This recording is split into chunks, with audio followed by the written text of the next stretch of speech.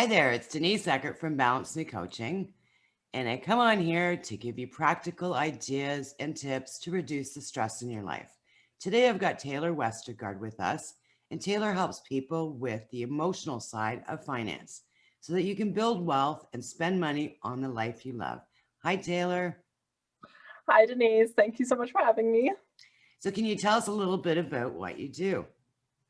Yeah, so I am a financial coach. And what that means is, I help people who need more than just the research that you get online or the cookie cutter courses or advice you get from, the free advice on the internet, but also need more help than what financial advisors can often give you. They often require very high minimums to get started working with them.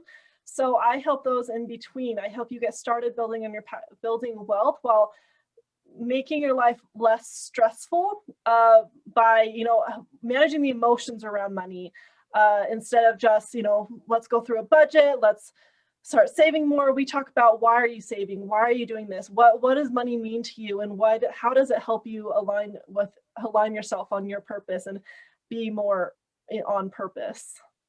So, do you deal with the mindset of money? Like a lot of us have this scarcity mindset, or, you know, I remember growing up, it was save your money for a rainy day or save your money, save your money. But in my opinion, that's not the way to do things because there's ways of making the money work for you.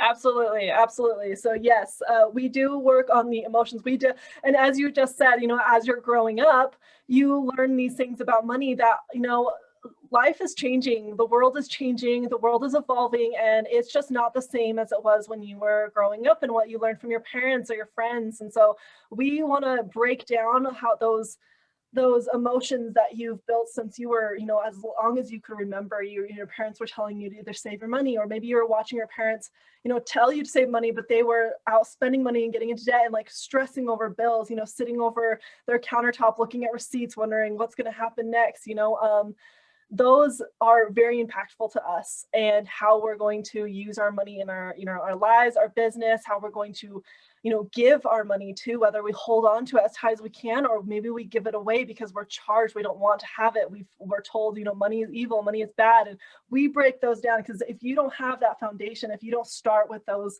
emotions, building wealth is so hard. Or maybe it's easy, maybe you save money so hard that it's like it's easy for you to build wealth, but then you don't enjoy the life you have right now. You don't spend money on your kids, or you don't take risks on your business and invest in that next course or that next coach. So you starting with the emotions is key, is the foundation that you need. Now, what about money causes the most stress with the people that you work with? What do you see? Because I know money is such a big stressor. And isn't it one of the biggest reasons why couples split up? I'm pretty sure. Yes, absolutely, for sure. And it's honestly one of the biggest stressors in life. A lot of people can tell me what's stressing them out, and it's tied to money in some way or form. Money is your life. Money is, how you get your food, how you get your shelter, how you spend time with your friends, and how you take time off your work. And it's the foundation for life. So money stress is life stress, right?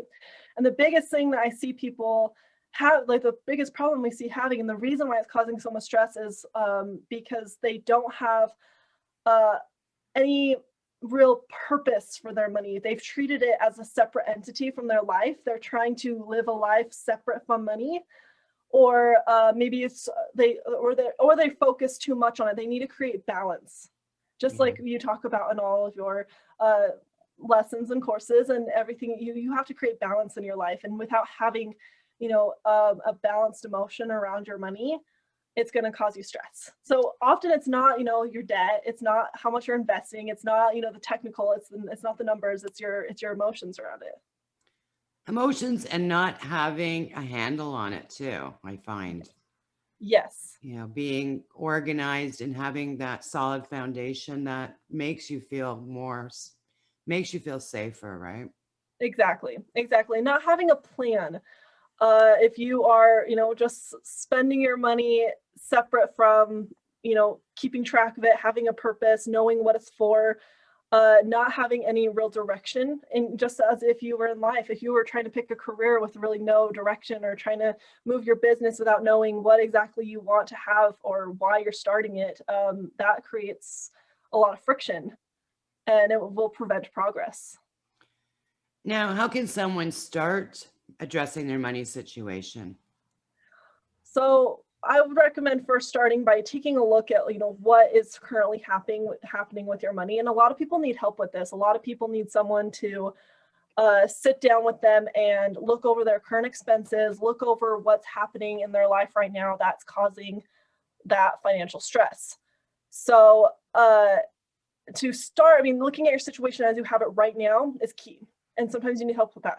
And then most importantly, it's, where do you want your money to go? What exactly would you change about your situation? If you had a magic wand and you could wave it, and what would happen? Would your debt go away? Would you have more money to invest? Would your business explode? Like what exactly would happen? And then we figure out a path to actually make that happen.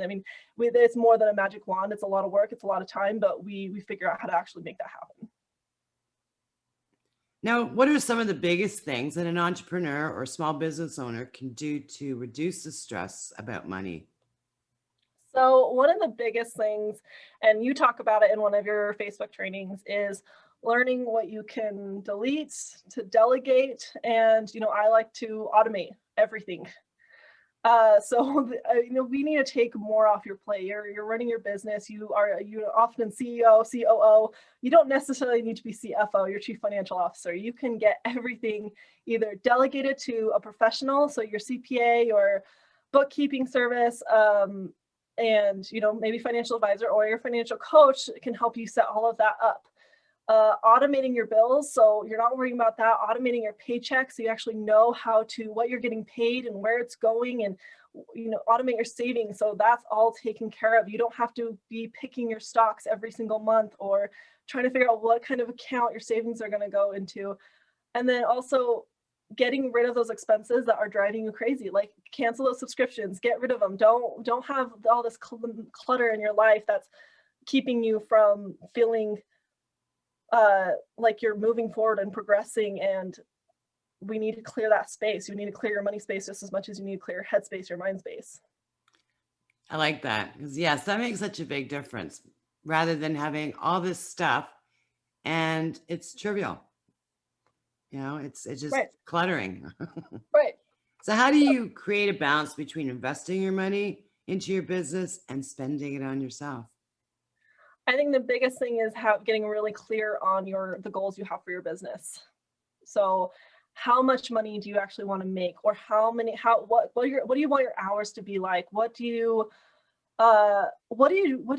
build this business for in the first place? For what purpose? And when you're clear on that, then you can say, okay, what did I need this business to do to fund my life? A lot of us get into business thinking like, this is my life. Like, this is how we're going to structure this, because this is what I'm passionate about. This is what I want to spend all my time on. Like, we're hustling the whole time, and there's going to come a time in your life where you need to divide, you need to separate and say, what was this business supposed to do for my life? Because there's sometimes, while they're the same, they feel like the same thing all the time. You also need, family and hobbies and vacations and time off. And so how does your business fuel that?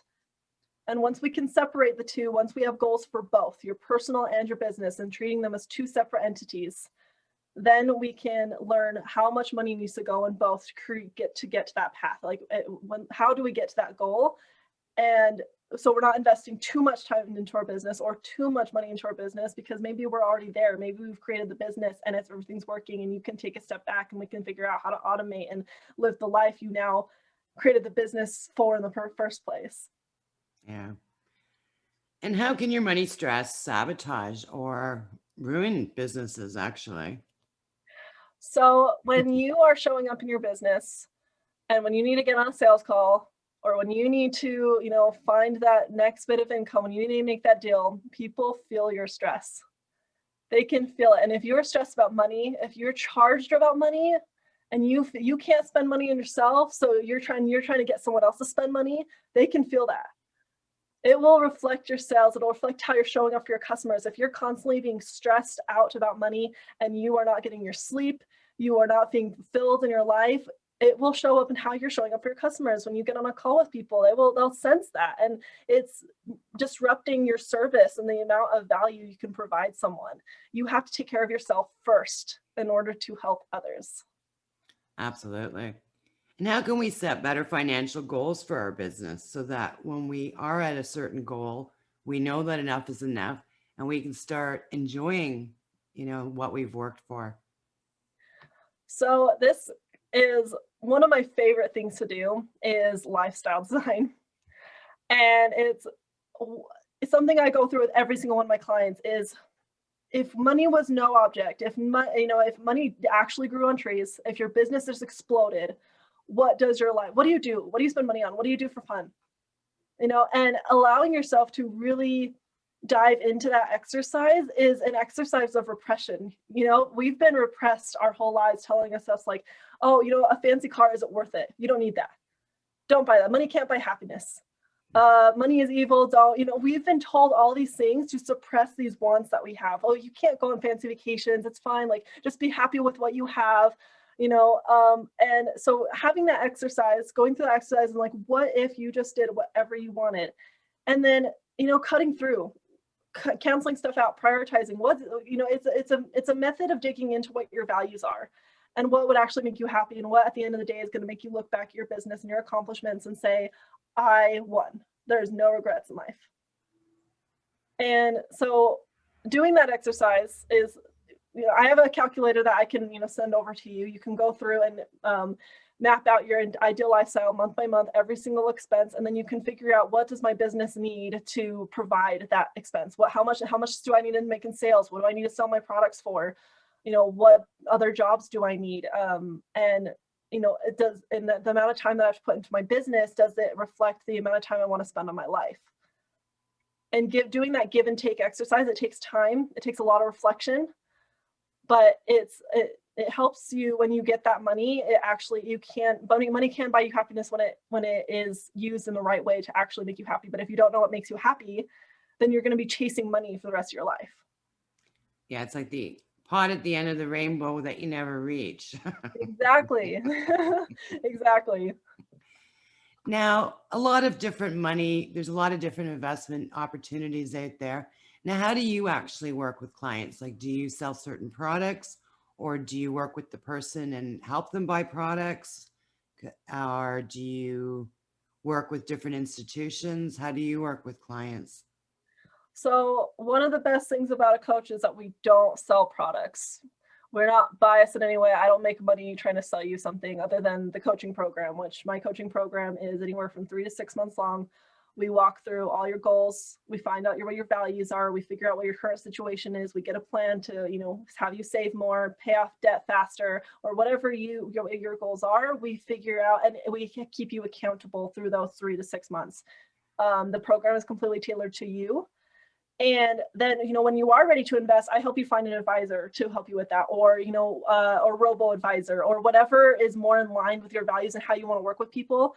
If you need a CPA, I help you find a CPA, a good one that, is going to take care of you and your goals. I have a great network of people that I help you find the products that you need. And then I don't get kickbacks from any of these people. I try to remove that bias and that, that conflict of interest completely in my business. That's amazing, because a lot of times it's whether they have one product or they are working with an institution. So I don't know, you're not really getting the best out there for what your needs are. Right. Absolutely. And I love that you're taking that bias away completely. Exactly. And it's so needed in this industry in this day and age, because there's just a product for every single need, and people will tell you need things that you don't actually need. And that's what we do as a financial coach, is making sure, setting that groundwork of what do you actually need. So you are buying, you're not shopping, and you're a purchaser, not a buyer. You what you want. You go and when you go buy a car, the worst thing you can do is show up and be like, I don't know what I want, because they will sell you anything. They will try to sell you anything. That's the last thing we want to do. If you need life insurance, we're gonna be very deliberate, make sure you go in knowing exactly what you need, instead of walking in and letting the salesman sell you something. Yeah. Now, What type of people do you enjoy working with the most? Like where do you see your most success?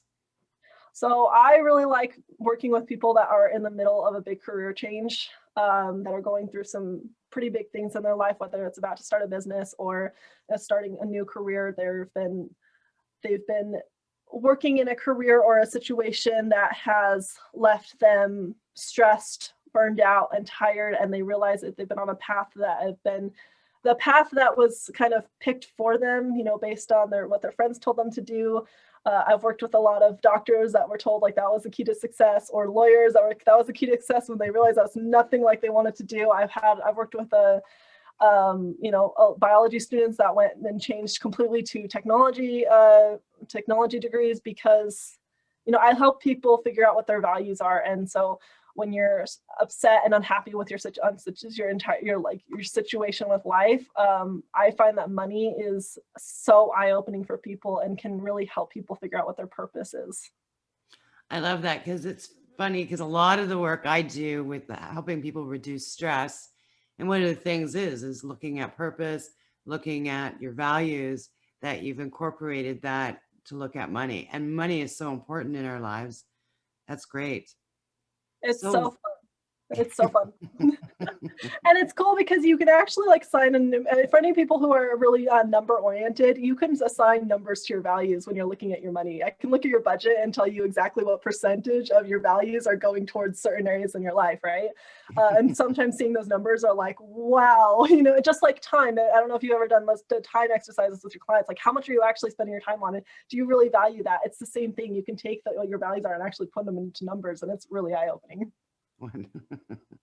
So we'll wrap this up. Now, do you have any last words that you'd like to share with the audience? I just think, you don't have to do this yourself. If you are stressed out, get Denise's help. If you are sitting on the fence and wondering, like, oh, I'll get Denise's course or I'll work on my, setting my boundaries once I'm less stressed out, is the same thing as I'm going to go for a run once I'm in better shape. Right? Or I'm going to start saving once I get more money. It doesn't really make a lot of sense. And so you want to get help. You don't want to do this alone. There's resources out there for you, and there's awesome people here to help. So And that's so true because a lot of times, and money is hard for people to talk about too. And just like stress, people, it's got that mental health stigma. Money, I mean, I know growing up, you don't tell people money, you don't talk about money. And right. it was religion and politics as well. It was like something that you didn't share, which to me, it's like, why not? Right. Absolutely. Get different ideas, get different input, and support. I mean, support is so important. Doesn't really matter what you do, whether it's someone you know or someone that you work with. It's very, very important. Well, thank you very much for your time, Taylor. And all her information will be in the post and in the show notes. So if you'd like to contact her, feel free. Is there anything else you'd like to add at the end? I think we got it. I am really happy to be here. Thank you so much. It was really fun to talk to you. Wonderful. Well, thank you for listening. Just a final note, if you're struggling with burnout or chronic stress, I have free resources such as a podcast, Facebook support group, my blog. To get these free resources, please visit my website at www.balance-me.ca. Now, this is Denise Eckert signing off, and contact me if you're looking to create a happier, more balanced lifestyle today.